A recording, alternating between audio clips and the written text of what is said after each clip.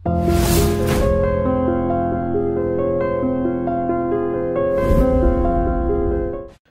what do you think is the next model for democracy? So I think it will keep on evolving itself and it will become the strongest, which it has already become. I think America, I think it's near perfect, because ఇప్పుడు అమెరికాలో మనం ఏమంటాం, ఎంతసేపు వీళ్ళందరూ oil కోసం చేస్తున్నారా అంటారు. ఎందుకంటే మన బుర్రలో అంతకు మించి ఆలోచనలు. అమెరికా అనేది ఒక సిస్టమ్, అది Americans is not the point. Accountability అనేది ఒక డిక్టేటర్కి లేదు, ఒక ఫ్యూడలిస్ట్కి లేదు. మేబీ ఇండియాలో అంత ఎక్కువ ఉండదు, అమెరికాలో అసలు ఉండదు ఆ ఫ్రీడమ్. అంటే జార్జ్ బుష్ తలుచుకుంటే వెళ్ళిపోతాడు వారికి, it can't happen. There be so many systems you have to go through to come to the conclusion, because evolved over a period of time to come into that space. కానీ మనకి అంటే ఇప్పుడు George Bush అంత oil war అంటే oil ఇంట్లో పెట్టుకుంటారా George Bush, oil డబ్బులని తీసుకెళ్ళి what will you do for the money? అది కానీ మనకి బుర్ర లేకపోవటం అని మనం ఆలోచిస్తాం.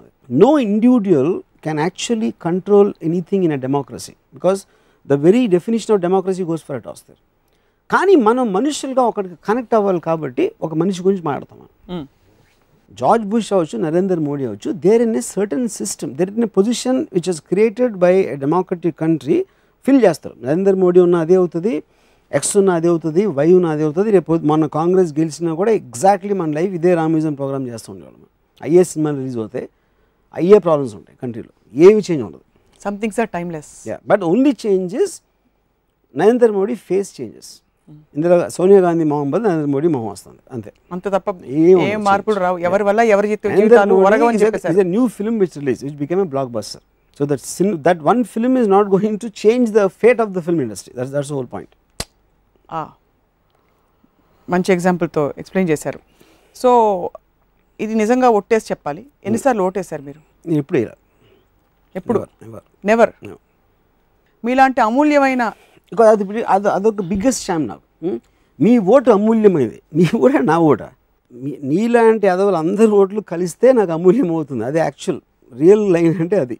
ఎందుకంటే నీ ఏ ఒక్కడో నాకు అవసరం లేదు, కానీ మీరు కలెక్టివ్గా ఒక గుంపులాగా నాకు కావాలా.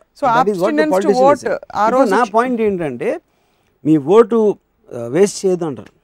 అరే నాకు తెలియదు, ఫస్ట్ ఆఫ్ ఆల్ నా ఎమ్మెల్యే ఎవరో తెలీదు, వాడు ఏం చేశాడో తెలియదు. అది అన్నా అది నాకు రాకూడదు కదా. That is the governments. మీ ఏరియాలో నిలబడుతున్న మనిషి వీడి బ్యాక్గ్రౌండ్ ఇది అది అని ఆ ఎలిమెంట్స్ అని. ఇప్పుడు నేను నా లైఫ్ బతకడంలో అన్నా నాకేం డిఫరెన్స్ పడదు. ఓటర్గా నాకు ఎవ్వరు వచ్చినా, ఇతను ఎమ్మెల్యే అయినా అతను ఎమ్మెల్యే అయినా, నా స్ట్రీట్ అలాగే ఉంది. పంజాగుట్ట కాలనీలో మా ఇల్లు ఉంది. లాస్ట్ 40 ఏళ్ళ నుంచి ఆ ఇల్లు ఎవడో ఇటు కట్టాడు, గవర్నమెంట్ వల్ల ఏం జరగలేదు అక్కడ. బేసిక్ పాయింట్ అది. ఆర్ పర్టికులర్ ఎమ్మెల్యే వల్ల ఏమీ జరగలేదు. How does it make it difference to me?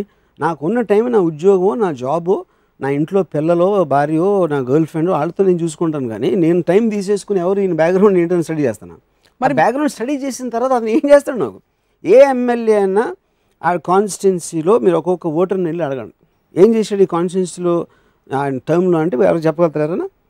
Even if the like him they won't know, because దానికి ఒక విజిబుల్ ఎఫెక్ట్ అనేది ఉండదు. That's what I'm trying to say. So vote అనేది in fact నా ఉద్దేశంలో that is a wrong thing. ఇది ప్రతి ఒక్కడికి ఓటు హక్కు ఇవ్వటం అనేది చాలా తప్పు. ఎందుకంటే తెలిసిన వాళ్ళు దాని బ్యాక్గ్రౌండ్, అది ఎందుకు వేయాలి, ఇతను ఉంటే ఏంటి నష్టం కష్టం అని ఒక మినిమం క్వాలిఫికేషన్ లేకపోతే వాడికి ఓటు ఈజ్ హక్కు ఉంటే actually you're undermining the entire thing. And also danger.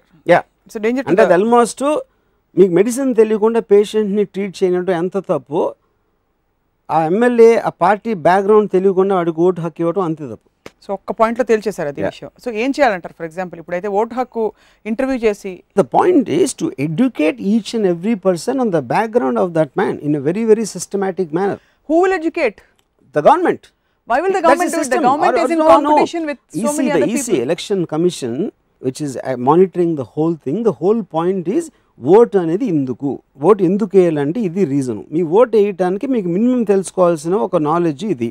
మీ ఏదో నిలబడుతున్న ఈ పర్టికులర్ మనిషి వీడికి ఇది బ్యాక్గ్రౌండ్, ఇది ఫోర్గ్రౌండ్, ఇది అని చెప్పి, ఇది ఈ పార్టీ పాలసీలు ఇవన్నీ ఒక వాడుక భాషలో లాగా చెప్పి అంత అండర్స్టాండింగ్ అనేది ఒక మటీరియల్ మీరు ఇంట్లో పెడితే అది మీరు చదివారా లేదా తర్వాత విషయం. But that is the minimum responsibility of the EC. అది ఇంతవరకు చేయలేదని ఎందుకు అనుకుంటున్నారు? చేయలేదు, మీరు చూడలేదు కాబట్టి.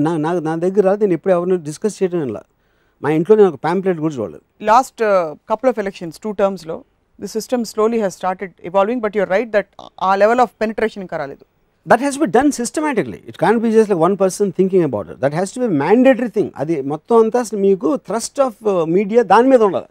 అంతేగాని ఆడి సీట్ ఎందుకు ఇవ్వలేదో తెలుసా, ఆడ వెనకాల ఇవాళ రాత్రి వెళ్ళి ఆయన కలిసాడు, అక్కడి నుంచి ఫోన్ చేసాడు, అది కాదు, ఆ డ్రామా కాదు నాకు కావాల్సింది. As a citizen I'm interested in what exactly that guy is going to do for the country. ఇప్పుడు లేటెస్ట్గా ఎలక్షన్స్ గెలిచాక as we wind up since you brought it up, ఎవరిని ఎంత తిడుతున్నారు? నువ్వు చెల్లని రూపాయి. This entire thing the most valid point I think I made is ప్రతి ఒక్కడికి ఓట్ హక్కు ఇవ్వటం అనేది I think the biggest problem of India. ఎందుకంటే వాళ్ళకి తెలియనప్పుడు అది ఆ ఓటు విలువ ఎందుకు వేస్తున్నారు, ఎందుకు వేయాలి అని ఎడ్యుకేషన్ ఇవ్వకుండా you are giving them the power to belittle the actual vote which is going to be really helpful. ఎలా వాడాలో తెలియకుండా minimum education, minimum knowledge of the country's politics or country's economic situation, ఏ minister అది ఏ MLA దేనికి ఎందుకు అవుతాడు అని ఆ నాలెడ్జ్ అంత క్లియర్ కట్గా తెలిసిన వాళ్ళకి ఓటు హక్కు ఉండాలి. కానీ ఏమీ తెలియకుండా ఇంట్లో వంట వార్పు చేసుకుంటా పని మనిషి అక్కడ రోడ్డు మీద వెళ్తున్న అందరికీ ఓటు హక్కు ఇవ్వడంతో you're actually undermining the entire concept of it. Oscar awards ఉంది, ఆస్కర్ అవార్డు బెస్ట్ సినిమాటోగ్రాఫర్స్ అందరూ కలిసి దే లుక్ ఎట్ ఫిల్మ్స్. వాళ్ళు బెస్ట్ సినిమాటోగ్రాఫర్ ఏ సినిమా అని, ఎందుకంటే మినిమం అండర్స్టాండింగ్ క్వాలిఫికేషన్ వాడికి తెలుసు ఆర్ట్ ఏంటి అనేది, వాడికి ఇచ్చారు ఇవ్వటానికి. రోడ్ మీద సినిమాటోగ్రఫీ చెప్తే సినిమాటోగ్రఫీ అనేది it's a collective aspect of so many things, you can't isolate a normal man. So ఈ ఫలానా మనిషికి ఓటు వేయాలి అంటే అతని గురించి ఎంత తెలిసి ఉండాలి, నీకు ఆ కెపాసిటీ, నీకు అసలు డెసిషన్ తీసుకోవడానికి అనేది ఉన్నప్పుడే that percentage becomes valid. Like giving a big rifle or AK-47 to somebody. I mean, that's wrong example because see, first of all your దగ్గర అంత విషయం లేదు, AK-47 లేదు, ఒక చిన్న పెబుల్ అది, బట్ పెబుల్స్ చాలా ఉన్నాయి కాబట్టి అన్ని కలిపి ఒక పెద్ద like Nietzsche said, of many a proud structures downfall raindrops and weeds have been the cause అన్నాడు. ఎందుకంటే there are many, అంత పెద్ద స్ట్రక్చర్ ఉంది కానీ వర్షం పడి పడి పడి పడి దాన్ని నాశనం చేస్తుంది. చిన్న చిన్న చొక్కలు లేకపోతే grass insignificant by itself but it can crack the wall.